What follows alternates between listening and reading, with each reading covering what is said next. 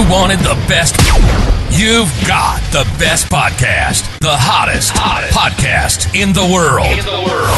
The Chris Voss Show, the preeminent podcast with guests so smart you may experience serious brain bleed. The CEOs, authors, thought leaders, visionaries, and motivators. Get ready. Strap yourself in. Keep your hands, arms, and legs inside the vehicle at all times, because you're about to go on a monster education roller coaster with your brain. Now, here's your host, Chris Voss. Hi, folks. Chris Voss here from thechrisvossshow.com. There you go, ladies and gentlemen. Welcome to the big show. We certainly appreciate you guys coming by. As always, the Chris Voss Show is the family that loves you but doesn't judge you, at least not as harshly as most of your other family members, because you're the one they always make sit at the Thanksgiving children's table. And, it's personal. I would take it personal. But you know how to get on the good side of your family or friend, the Chris Voss Show. Go to goodreads.com/Chris Voss, LinkedIn.com/Chris Voss, YouTube.com/Chris Voss, and I don't know, all the crazy places on the internet. And we guarantee on the Chris Voss Show that they will invite you to the adult table this holiday season, or not. I don't know. I don't think we can make those decrees. I have an attorney yelling in my ear. Anyway, guys, we have an amazing authors on the show. Their latest hot new book came out October 27th, 2023. It's called It Like Lasso, Leadership Book for Life, Your Life as well.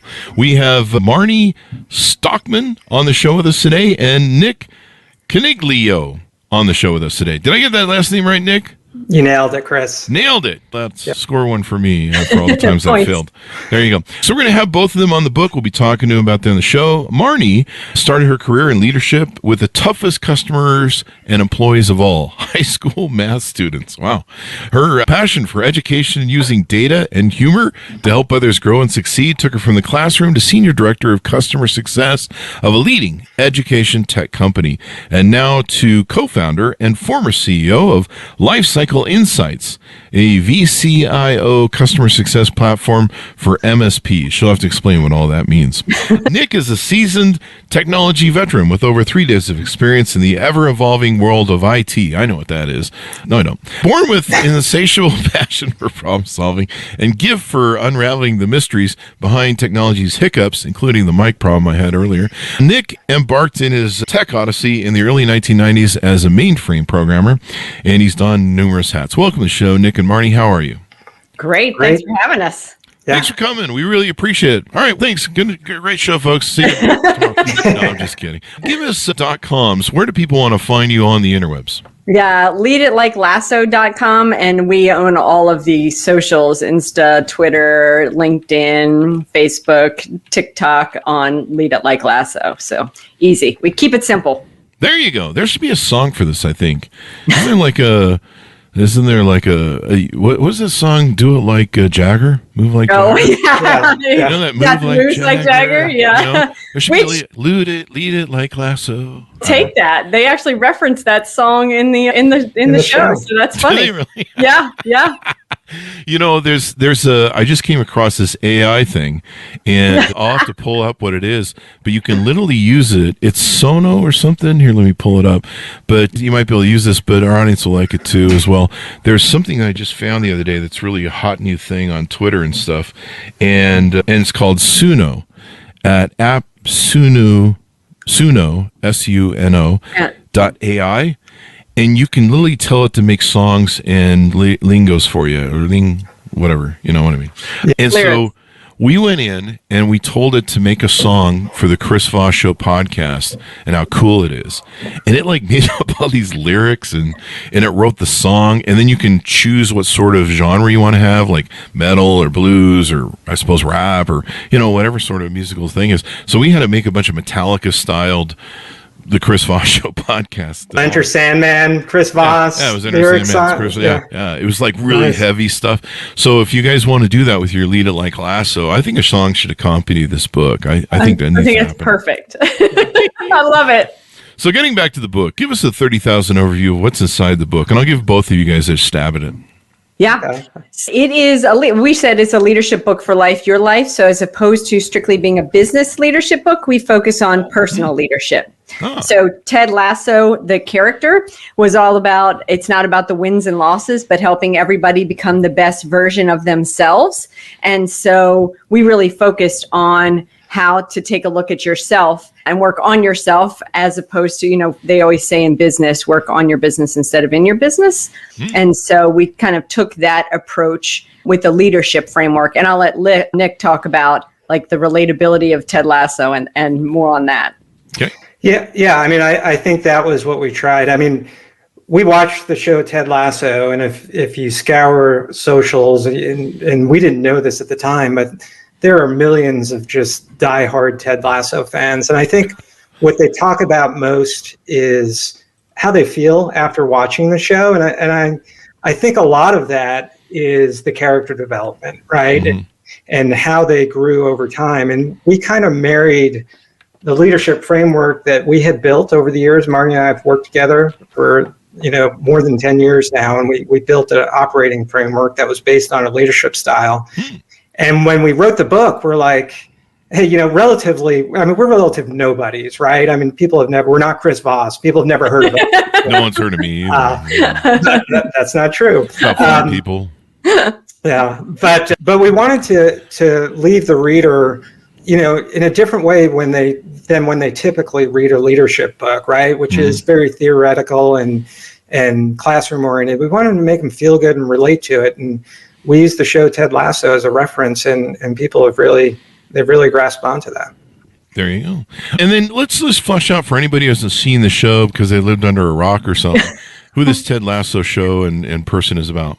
Yeah, so he was an American football coach who went to England to coach European football, which we all know is soccer. And what we find out at the very beginning, but he does not know, is that Rebecca Welton, the owner, is trying to get back at her husband, who is now her ex-husband. And so she hired him to sabotage the team and have it crash and burn. And so this first season especially is watching the conflict of that, because even though there's 2 full internets of what Ted doesn't know about soccer, he does know a thing or two about coaching. Oh, wow. Yeah. And it's, I think the other thing to add is his infectious optimism and focus on team dynamics, right? It basically fosters a transformative change, with the players and the teams, and it kind of makes everybody feel good. It's not a show about soccer, which I think has stopped a lot of people watching the show. It's really a show about relationships, personal growth and the power of positivity. I need to watch it now. You guys have sold me on it. Yeah. Excellent. We also work for Apple TV on the side. Oh, No, we don't. We don't. We do not. I'll watch it. I think we have an actress, a movie star for a movie on Friday that I've got to watch a movie tonight. But I'll get to this Lasso thing. What's the movie that she's in? Anyway, but she's going to be on Friday, and so I got to go spend, I think, an hour or two watching the latest movie. And it's the one with Al Pacino and who's the guy from? Anyway, so I got to watch the movie so I know what the hell's going on. But after that, I'll watch the Lasso stuff. So when you watch Lasso and invite those actors to come on the podcast, let us be in the green room. We'd love to meet them all. There you go. I'd love to get some of the actors from that on. Is it still running? It is not. So that is part of the parallel of the book and our lives. We grew our business from $0, actually from $16,000 bootstrapping to an 8-figure exit in the same 3 years that Ted Lasso aired. That is awesome. You know how hard that is to do? Yes, Yeah. we do. You do. I was talking to the audience, I guess, really, on that one. I should have framed that like, hey, audience, do you know how hard that is to do? We started first 2 companies with 2,000 and 4,000, built them into multi-level marketing, or multi-million-dollar companies. I went to the gym this morning, so I'm hemorrhaging a little bit on the brain bleed. Leg day or upper body? No, it was upper body, arm day. Yeah. I tore myself up. So after this podcast, I'll probably be napping and sitting in the fetal position going, everything hurts. So there you go. That's why the brain isn't working. So tell us a little bit. People like to know about the authors as well. Give us both, take whichever turn you want. Give us both your kind of histories, kind of your upbringing, your journeys a little bit. What got you to this point where you're writing the book? As you said in the intro, I started out as a high school math teacher, which I always say means I sold pre-calculus to 16-year-olds. So I can sell, right? Like you had lots of stories in your book about how you sold early on, and I did the same. But when you're pitching pre-calculus, it's a tough gig. I left from there and then did administration in the school district. And we worked with a particular tech software platform. And one day I was sitting in a meeting and the trainer had an issue with the platform. And she pinged somebody. It was the first time I ever saw a direct message on a screen. And the person popped back and said, give me a sec, I'll solve it. And a sec later it was solved. And that person was Nick Coniglio. And I ended up working for that company where he ran customer support. He did a lot more than that too. And I ran customer success. And then we got acquired. And I'll stop there and let Nick tell his background, and then he can say what happened in the midst of acquisitions. Okay, thanks.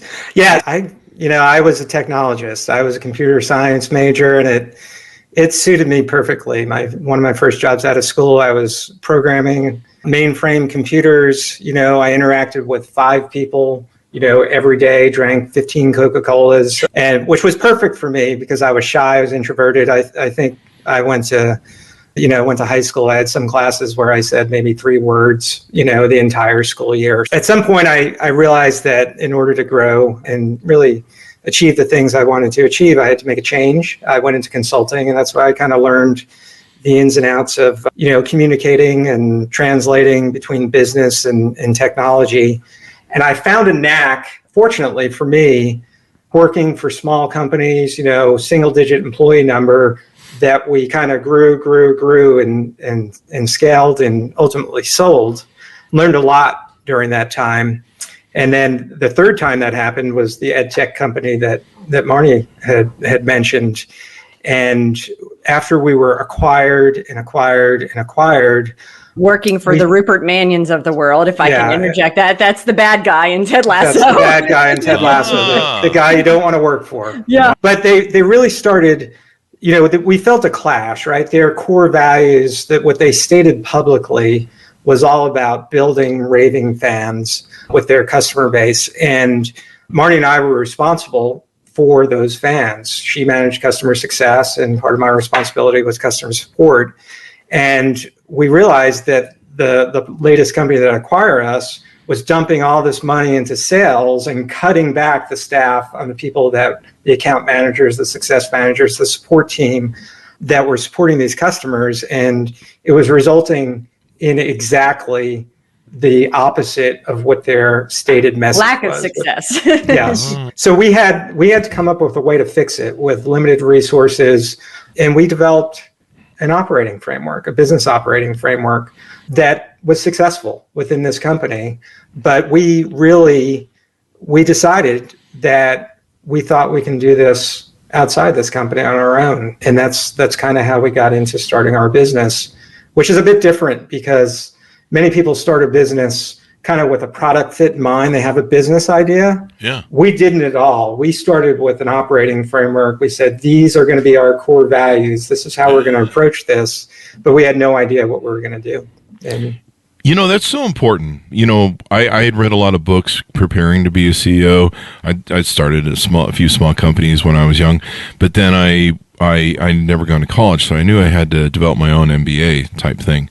And so I studied a lot of Harvard Business Review, and one of the big books that have impact on me was usually Tom Peters' stuff, although about half his stuff reverse engineered, ended up made me bankrupt, the other part made me rich. But sometimes, these folks that are wonderful like Tom Peters, they reverse engineer how someone was successful, and they get the magic wrong. But the big thing that had impact me was Peter Singe's book, The Fifth Discipline. Mm-hmm. My audience is like, God, he's going to go into it again. But The Fifth Discipline taught me about building culture. And over Harvard Business Review and Tom Peters and other great authors, I learned that culture is so important. And injecting that in the moment you start your company and having that vision, like what you guys talked about, how you wanted to make sure that you manage culture and the vision and all the stuff that went into a business first, so you can lay that foundation and build something on it. That's so important. Yeah.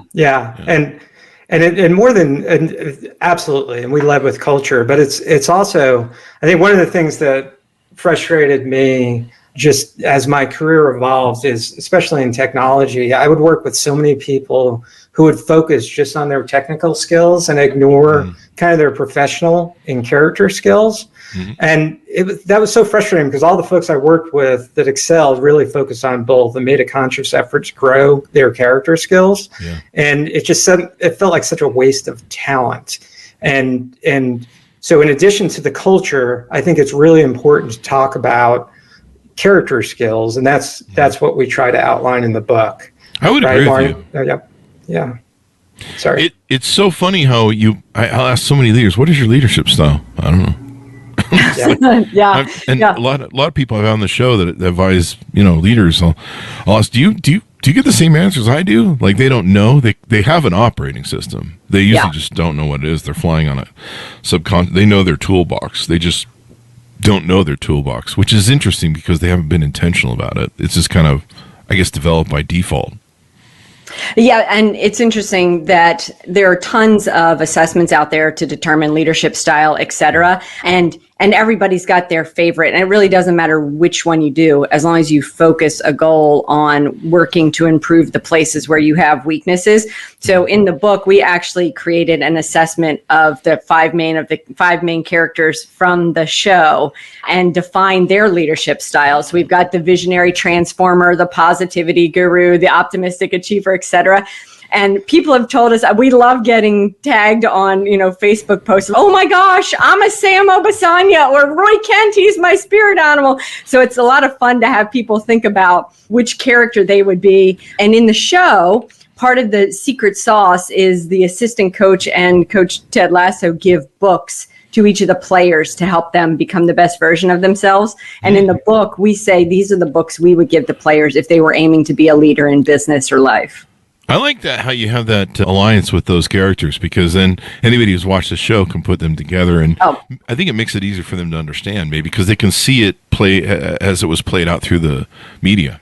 And we parallel it with real life leaders as well. But for them, like as Nick was saying earlier, the show is so relatable. I mean, you watch the show, you want to be better. You want the world to be better. It's really inspiring, which is why there's so many millions of followers of the show. Yeah. So for folks to be able to see themselves in those characters, we hope gives them not just the wish to be better, but some actions to improve their skills, their character skills, like Nick said. There you go. My employees have a TV show that they use to ally who I remind them of. It's usually from The Office. It's Michael Scott, Stephen Carell's character. I was going to say, is it going to be The Office or Parks and Rec? I'll dodge and cover. I would love to be the character from Parks and Rec. Who's the guy, the tough guy? I know. I don't know his name, but I know we're talking about the same one. I love that dude. That or they think I'm Kevin Malone from The Office. One of those two. Maybe both. It's a mixture. But jokes aside, I think. So I noticed something on the website. There's a pop-up of the real Ted Lasso. Tell us about that interaction. Is he part of the book? On Monday, we're having a webinar with Lee Elias, who is part of Ted Lasso's thing, as I mentioned at the beginning, is he left the United States and went to London and coached for 3 years. So Lee went to London, coached hockey for 3 years in a world he didn't know, right? And was extremely successful through team building skills. And he is a team building coach and strategist. And so he feels like everyone was tagging him and commenting to him after the show of, oh my gosh, you are Ted Lasso. He has quite a following on social media because of his team building. So he's not related to the show other than he just feels it in his heart like so many others do. There you go. That's gotta be a pretty good show and a pretty good gig for him to back up, off the show. And did you interview him for the book at all? Is he in the book, or are you just doing this post interview? So we met him right after the book released. We were on social media and I found one of his books. And we reached out to him and just exchanged backgrounds. And we both thought, oh my goodness, there are a lot of similarities. So Nick and I looked at his book and he looked at our book. And it's frankly a good thing neither one of us knew the other before we read the books, because we might have thought the other one was copying our style, our tone, and strategies. Oh, yeah. Then you have to sue them. No, I'm just Not a very Ted Lasso thing to do. yeah.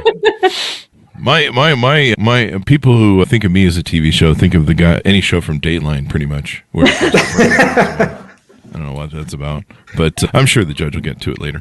So in the book, give us a few strategies that you guys are some of your favorite strategies for what people should do to, get their leadership down for their lives.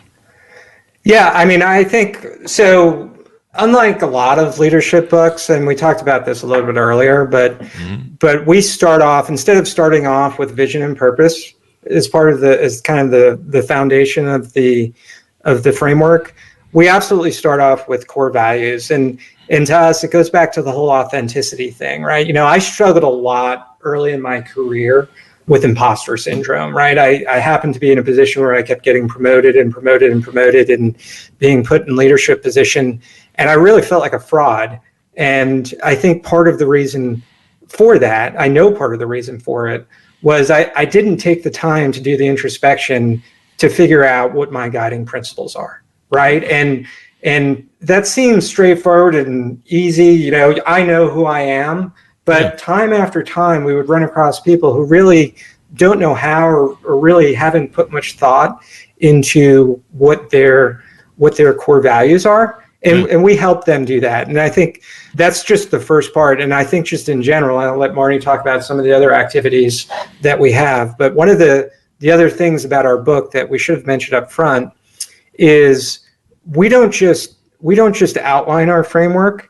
We provide activities for people to actually execute on it, right? So whether it's identifying your core values, how to establish a vision, and then goals that can be tracked and aligned to that vision.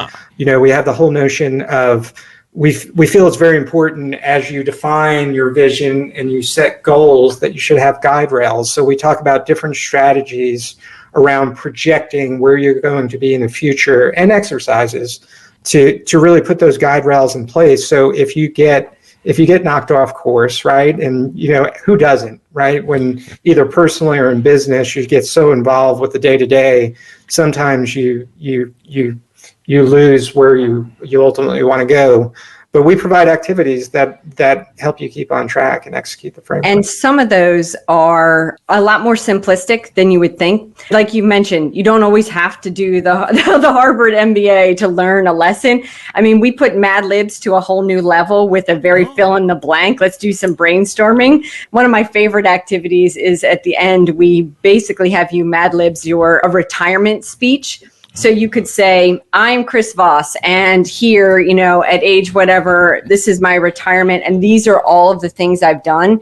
And those are the guardrails that Nick is talking about. If you can really define for yourself where you'll be in the future, it helps you make those decisions along the way. So there are serious outcomes that get delivered from the activities, but they are thoughtful and easy and fun to do because you're really thinking about introspectively, what are your core values, There you go. So it's like a workbook where you've got the learning and the workbook to help you really cement those activities. Exactly. I read a lot of books, and there's always books like mine that are just like, hey, you should do this, and then have fun with that. And, hope you do them. Good luck. Good luck, little trooper. Even Peter Singe in the learning organization, I think, the fifth discipline, he had to put out a workbook on the second one. So he did. It's really good. I have both the accompanying books on my shelf. Yes. In fact, he owes me a couple checks at this pace. I was going to tell you the one way that I found to overcome imposter syndrome. You know what it is? No, I wish you would have told me 25 years ago, Chris. I don't know why I'm setting this up this hard. It's totalitarian egotism and narcissism. Oh, yes, those do. Yeah. They will crush some imposter syndrome for the win. That's why I never had imposter syndrome. We already know your core values now, so that's great. I'm full of shit up to my ear. That's not what your book said your core values were, but that's okay. I had a PR agent write that, maybe. But no, my audience is sitting around going, yeah, that's true. Yeah, he's not fooling anybody. Any other tips and tricks that are in the book? I thought it was interesting. You talk about vision. Vision is so important for leaders. And then there's a lot of other things that I'm seeing on your website. You talk about empathy, compassion, loyalty, fun, teamwork, achievement, growth, honesty, and a few other things. What the hell are these things about? I just totalitarian authoritarian leadership is my style. Empathy thing. You mentioned, empathy, which Ted Lasso was very empathetic in the way he dealt with all the characters. And it's really acknowledging taking everybody from where they are to where they want to be in an understanding way. When you read, so that is the soccer field we have on our website with some core values as folks can select of their own. But you mentioned one, which is fun.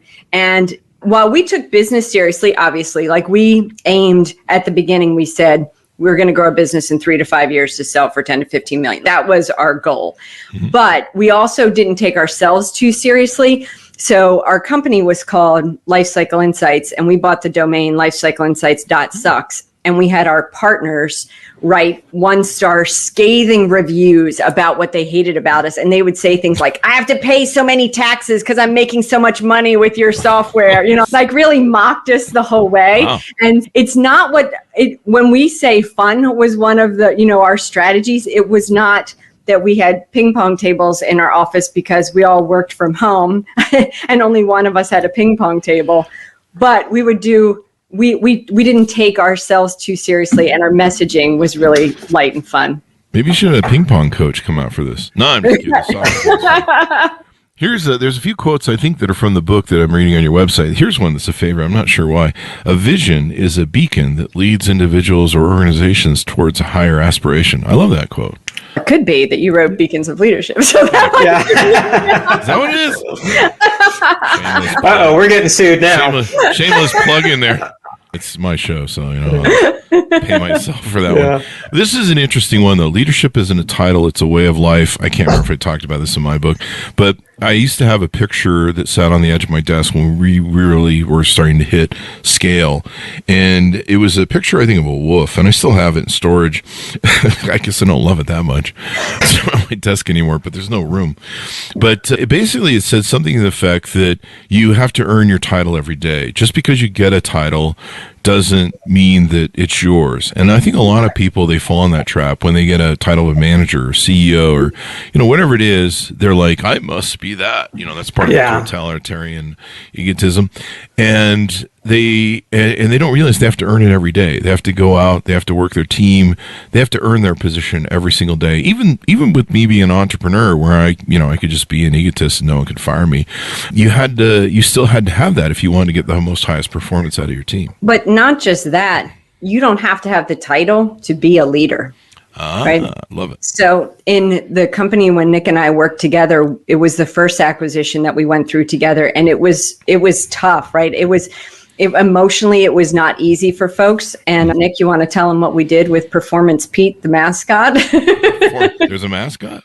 The mascot. I wasn't going to go there, but it was a 6-foot steel sculpture or a sculpture, right? That we ended up kidnapping. We were going through we were going through a difficult time. We were about to be acquired. A 6-foot performance sculpture. Was this from Viagra or what? No. It wasn't even testing platform for students. So. But we kidnapped it, and we posted pictures all throughout Orlando of where's Performance Pete. But really what we were trying to do, right, is we were trying to make everybody in the company realize that, okay, we've just been acquired for the third time or the second time or what have you, right? It's okay. We're the same company, right? And I think, while Marnie and I were not the CEO and or co-founder of that particular business, I think we really stepped up and demonstrated, it's up to everybody in the organization to make sure that everybody is feeling good about where we're at. And I think that's to Marnie's point. Everybody's a leader. And, the feedback that we get, I have one story just about our book, and you don't normally think of students as leaders, right? They're typically, they're so young, and they're, you're graduating college looking for jobs. And we have one guy that's a friend of my son's who read our book, and he kept on having issues with the interview process, trying to get his first job out of college. And he kept getting stuck with the question of, all right, talk about a time when you've demonstrated leadership, right? And you're like, okay, I was treasurer for my fraternity, or, so I was captain of my baseball team. And he just never really was able to nail that answer. But after he read the book, he actually, the next time he got asked that question, he talked about modeling out his own personal leadership journey and what he did in terms of setting goals, creating a vision, identifying who he was as a person. And the feedback that he provided as part of that process was how well that was received. It bangs home the point that, everybody is a leader. I don't care if you're a parent, if you're a student, if you're, a clerk at a bank, you lead your own journey, and by that alone, it indicates that you're a leader. It really does. That's the thing that I want to espouse to a lot of people, because a lot of people are like, they work inside of a company and they're like, I'm not the boss, so I can just kind of slum it here. No, you have the ability to lead in lots of different places. I mean, I've been running companies, I guess, and being a boss and having that sort of leadership personality so much that I get that everywhere I go. Like, people they kind of stand up a little bit and they kind of notice me a little bit more. Maybe it comes across in my voice and my delivery, but maybe it's that I carry on myself like a totalitarian asshole all the time. That's just the theme of the show, callback. But I was on a coffee date Saturday, and I was wandering around the place getting us refills, and some guy came in to the coffee place, and I don't know, I just come across as that guy. And I've had this happen a lot wherever I'm at. And he goes, do you own this place? And I go, and I actually have a standard answer for it. I go, no, I just look like the kind of guy who owns a lot of things. I walked off. Because I do. But, people get that from you. It's really weird how people can sense if you're a leadership type of person, or if you're a totalitarian monster like I am, and narcissistic. And in fact, you guys have given me an idea for a mascot for my company for the future. 8 foot. we're gonna put, in sticking with the totalitarian authoritarian regime sort of leadership style that I have, we're gonna call him Mussolini Max. Nice. They'll love it. Yeah, all my employees are going to have to do that high-stepping thing. When I walk through the office. I don't know what that means. Don't do that, folks, please. He wasn't a good person. Don't do that. Maybe we'll just make a mockery of him, and that will be the funny thing about it. You guys talk about that in the book, everywhere, all the time, leadership, you're thinking about it. I was watching I think it was the CEO of HP talk about going through his day and what it was like to march through his day with him. And it was amazing how much time he spent not behind a desk, not I don't know, standing behind a podium barking at people like a Mussolini, but he was actually going around, and it was meeting with his team, meeting with frontline employees, and sometimes it was just a little bit of wandering through the front line. Like, he'd go down to the lobby and just kind of meet his, whatever employees were there, talk to them, answer questions, and just kind of be there for them. And he would use that to get a lot of, we all get stuck sometimes when you're in the ivory tower. If you live in the White House, et cetera, you get stuck behind this, it's hard to get information on what's happening on the ground. And, you create this bubble, people talk about it with presidents. And as a CEO, sometimes you get that, you get a bunch of yes men around you. Yeah, you're the greatest with the best ideas, Chris. And you're like, yeah, I am. There's the Mussolini. But, seeing him wander through his corporation and just, meeting people, meeting vendors, talking to them. And like every day, this is like his thing, was just going around and surveying and talking and answering questions and being human, being empathetic. A lot of things you guys talk about in the book.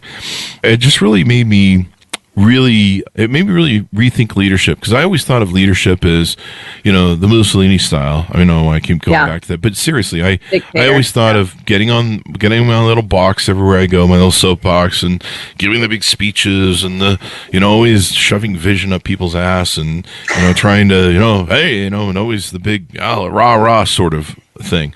And I had one of the he was the head of the ship during COVID, who it was one of the first attacks on one of our ships during COVID.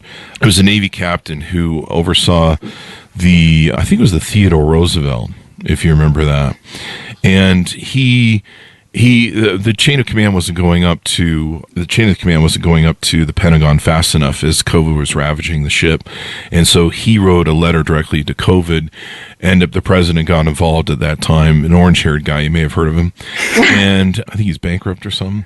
But anyway, he got eviscerated because he was making COVID seem as bad as it was that they were trying to hide. It was Navy Captain Brent Crozier. And his book, Surf All You Can, he was on the show. And what was interesting to me was how he wasn't the rah-rah sort of leader. He was his leadership was very stoic and very quiet and very mild. And he really made me rethink the rah-rah sort of leaderships things. And if you remember, the story was when he was removed as captain of the ship because he'd spoke out and broke protocol. He was trying to save his sailors. Yeah. The whole ship cheered him as he left. Yeah. And even when I asked him, I go, what is it like to be eviscerated by the president of the United States on Twitter and be run through the thing? We've had a few people on the show who've gone through that experience. And I'm like, what is that like? And it's your commander-in-chief as well. So it's just not the president, the most powerful thing. Yeah. And just the most nonchalant, careless, there was no emotion at all. He just goes, everyone's entitled to their opinion. Yeah.